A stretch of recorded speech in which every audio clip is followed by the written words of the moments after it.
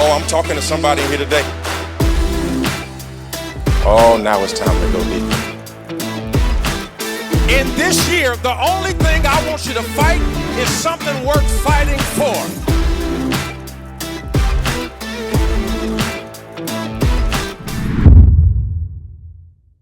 You know, by definition, a ripple is when you toss something in the middle of a vast nothingness. And as a result of the entry of that thing, it causes the nothing to flow. It's like throwing a stone in the middle of a lake. It could be a small stone, but the ripples will be felt for feet. Perhaps if the stone is large enough, for miles. Just everybody say ripples. Continuous spreading results, actions, and events. Just small movements. Everybody say ripples. And sometimes, especially as young people, you can miss the mark because we're focused on the destination, not recognizing that the power is in the journey. Let me explain where the ripples come from. We get here after a successful ministry. Elijah, the prophet, is on his way to be with God. He's about to be caught up in a whirlwind, and he's walking with his protege, Elisha.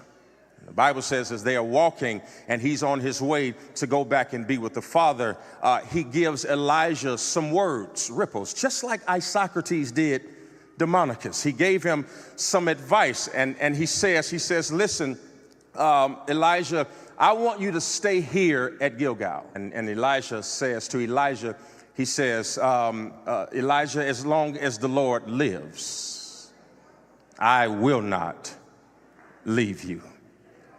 He says the same thing. Then he gets to Jericho, and Elijah says, listen, I need you to stay here. Elisha says, as long as the Lord liveth, I will not leave you. Then they get to the Jordan, and he tells him to stay at the Jordan. Elijah said, didn't you hear what I had said? I told you, dog, I ain't going nowhere. If you go, I'm going. If you go, I'm going. Somebody shout ripples, ripples. He repeats himself at Jericho. He repeats himself at the Jordan. And before he departs, he says, is there anything that I can do for you? He looks him square off in the face and said, that I might receive a double portion of your spirit. Do I have anybody here with me today? It was the ripples that sent Naaman in this direction. We don't know why they moved to this area. We don't know how he met the king, but we do know somehow his life forced him little by little and wave by wave to end up into the place where he would receive this job. And all of the jurisdictional power of the military might was under Naaman's auspices, so that he gathered 32 armies together to annihilate Israel. And let me tell you, you know you're powerful when your enemies recruit to destroy you.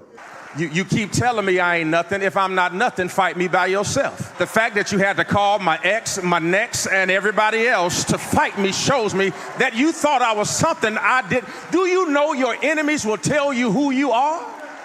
You don't get to destiny by friends. You get to destiny by enemies. Peter had never gotten Jesus any closer to the cross. It was Judas. And if you notice, when God is talking to both of them, he gives both of them a title that is surprising, because Peter, who takes a knife out and cuts a man's ear off for him and fights for him, he says, Satan, get behind me. Meanwhile, Judas betrays him and he says, friend, whatever you came to do it quickly. Give your neighbor a fist bump and say, you've been thanking the wrong people. You've been thanking people you like. You've been thanking people who had your back. You've been thanking people who've been liking your pictures on Instagram. You've been liking people who let you borrow money. You need to be thanking the person who tried to get you fired. You need to be thanking the person who doesn't like you, because you must understand that they are ripples. Naaman was like many of you. He was powerful. Naaman was prosperous. Naaman had a platform. Naaman was prestigious. But his whole life was upset by a three-letter conjunction. But Naaman was powerful, but he was a leper. Naaman was the captain of the guard, but he was a leper. Naaman obviously was wealthy, but he was a leper. He had stars on his uniform, but sores on his skin. So what he does is he keeps his uniform on so nobody could see his skin. Oh, the danger of letting your uniform be your skin. We pretend to be what we are not to get people to accept who we are. But the problem is when I show you who I am not and you accept what I am not, then you become frustrated when you find out who I really am. My advice to you is to show who you are often and early. I'm not here to judge you because you are not the first one to do it. This whole human drama started off with a hider. Come here, Adam. Where art thou? Hiding behind a fig leaf. When Moses was born, his mother thought it would not be robbery to hide him in the reeds in the Nile River. David, when he was running from his enemies, he hid in the cave of Adullam. When Elijah, he would hide in the cave. David hid in the cave. Listen, Gideon was hiding in a wine press. It's time to drop the disguise. God can't bless who you pretend to be. Stop watering down yourself because people can't handle you at 100 proof. Be who you are. Be it now. Somebody shout, I'm tired of hiding. We're all hiding. That's why when Naaman came into the scene, the Bible lets us know that as a leper, he had to do something whenever he came around people. He said, unclean, unclean. He had to announce what he had before he entered into the room. Isn't it about time that we just start letting people know who we are early so that people are not consumed by what they find out later on? Everybody just shout, I'm crazy, I'm crazy. Confused, confused. Might as well go ahead and say what you are, because when you hide what you are, you cannot be accepted for who you can be. This is the time for you to drop your disguise. I'm getting rid of this closet Christianity. I'm going to be who I am supposed to be, and I'm going to do the best I can at it, because this is the season for me to be myself. If we could just get him to the prophet, I know he could be healed. Naaman tells the king what the girl says. Now, this text, outside of context, you will miss the power, because what is really taking place is a conversation in the house, because now the girl tells the captain tells the king. Ripples. Now we got a problem because of another ripple that started a long time ago. Remember, Syria has invaded Israel, and now Syria needs the prophet from Israel to heal the situation that he has. Are you listening to me?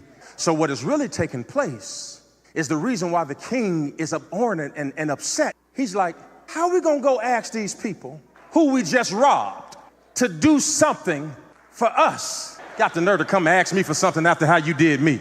The king is mad, like,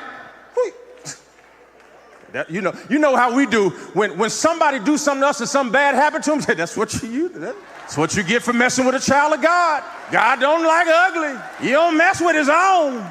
Come ask us for something. Go ask your mama. But in order to do it, he writes a letter and sends, listen to this, 750 pounds of silver and 150 pounds of gold, which is equivalent in today's money as $225,000 worth of silver and $1.3 million worth of gold. And by the way, 10 Dolce & Gabbana tuxedos. He's got to send all of that because he treated somebody bad he did not know he was going to need. Do me a favor and tell your neighbor, it's going to cost you too much to mess with me. It's too expensive not to like me. It's too expensive to hate on me. It's going to cost you millions lying on me. You better shut your mouth. Keep your mouth off of me, my family, my property, my husband, my wife, because it's going to cost you your future messing with me. Don't lose your future because you bring it up my past. Look at how much disloyalty costs. Whenever trust is high, the cost is low. And whenever the cost is low, it's because the trust is high. It is always more expensive to repair a relationship than it is to maintain one. The problem with our generation is we don't value relationships. We value views, we value TikToks, we value likes, but we don't value people. We walk over whoever we need to walk on to get to the top. We walk over whoever we need to walk over to get to the top. But baby, what you didn't recognize is I was a bridge you was going to have to come back across. He's reading the letter, and now I see ripples. Because when he reads the letter, Elijah says, man, settle down. Send him to me so he'll know that a prophet lives in Israel.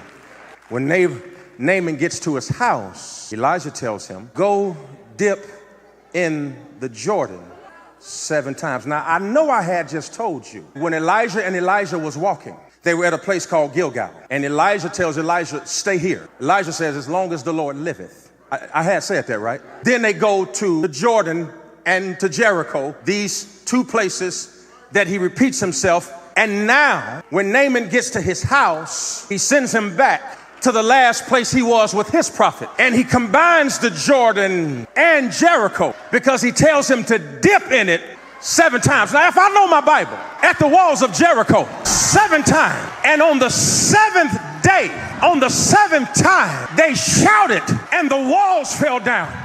Now, how do I know this was the message for you? When I got in the back room, my production manager came up to me and said, PK, did you know that the first time you preached at the Potter's house was April 22nd, 2015, 16, 17, 18, 19, 20, 21. Yesterday marked the 7th year since I stood here for the first time. God told me to tell you, if you shout today, it's going to fall down. If you shout today, it's going to crumble.